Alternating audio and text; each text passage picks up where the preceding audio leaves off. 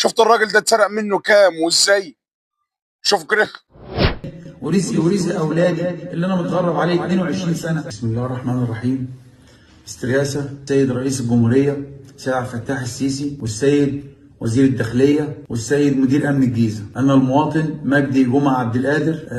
انا مواطن مصري واحمل الجنسيه الايطاليه. اتغربت 22 سنه ونزلت استثمر في مصر. قلت اجي استثمر للتعب اللي تعبته كله، الشقه اللي شقيته اجي استثمره في بلدي. اشتريت محل وفتحت محل مجوهرات، فتحته دهب.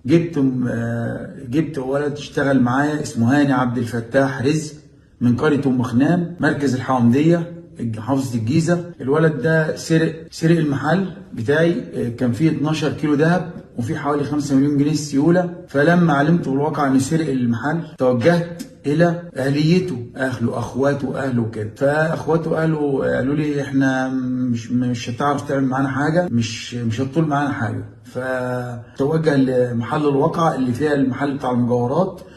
توجهت الى اسم شرطه الطلبيه شارع الهرم. ارجو سيادتك يا فندم انك تتخذ اي اجراء او اي مسؤول يقدر يساعدني ان ارجع حقي وحق اولادي ورزقي ورزق اولادي اللي انا متغرب عليه 22 سنه. 12 كيلو ذهب وال5 مليون جنيه اللي سرقها هاني عبد الفتاح رزق من محل مجوهرات في شارع العريش.